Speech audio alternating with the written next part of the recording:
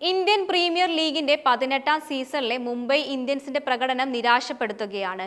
ഇത്തവണ ശക്തമായ താരനിരയോടെ എത്തിയ മുംബൈ വലിയ കിരീട പ്രതീക്ഷയിലായിരുന്നു ഉണ്ടായിരുന്നത്.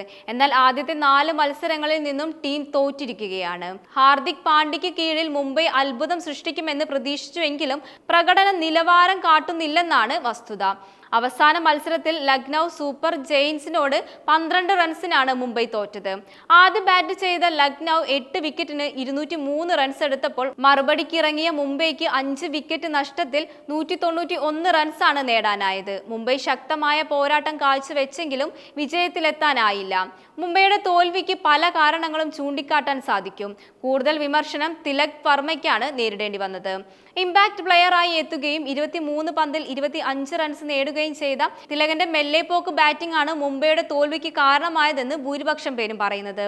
എന്നാൽ മുംബൈയുടെ തോൽവിക്ക് കാരണം നായകൻ ഹാർദിക് പാണ്ഡ്യയുടെ മണ്ടത്തരങ്ങളാണെന്നും പറയാം. ഇത് എന്തൊക്കെയാണെന്ന് പരിശോധിക്കാം. ഹാർദിക് പാണ്ഡ്യ കാട്ടിയ വലിയ മണ്ടത്തരം തിലക് വർമ്മയെ ഇമ്പാക്ട് പ്ലെയറാക്കി 5ാം നമ്പറിൽ കളിപ്പിച്ചതാണ്. 3ാം നമ്പറിൽ മികവ് കാട്ടിയ താരത്തെ പരീക്ഷണത്തിനായി 5ാം നമ്പറിലേക്ക് മാറ്റി. ഇത് ലോക മണ്ടത്തരമായെന്നും നമുക്ക് പറയാം. ടോപ്പ് ഓവറിൽ കളിച്ചിരുന്ന തിലകനെ 4ാം നമ്പറിൽ നിന്നും താഴേക്ക് കൊണ്ടുപോയത് തിരിച്ചടിയായി.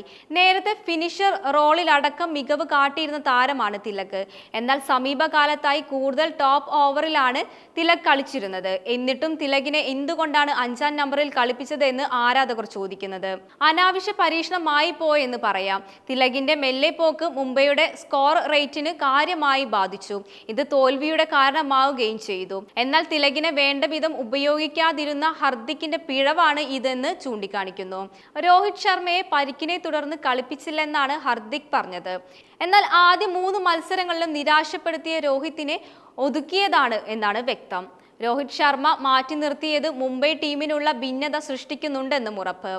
രോഹിത്തിന്റെ അസാന്നിധ്യം യുവതാരങ്ങൾക്കടക്കം കൂടുതൽ ആത്മവിശ്വാസം നൽകുന്ന കാര്യമാണ്.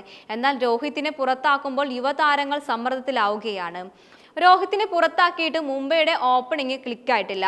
രോഹിത് ശർമ്മ മുംബൈക്ക് 5 തവണ കിരീടത്തിൽ എത്തിച്ച മറ്റൊരു നായകന് മുംബൈക്ക് കിരീടം നേടിക്കൊടുത്തിട്ടില്ലെന്നും എടുത്തു പറയേണ്ട കാര്യമാണ്.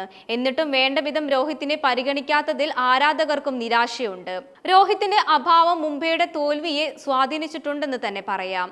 5 വിക്കറ്റുമായി തിളങ്ങിയെങ്കിലും ബൗളർമാരെ ഉപയോഗിക്കുന്നതിൽ പിഴവ് സംഭവിച്ചു.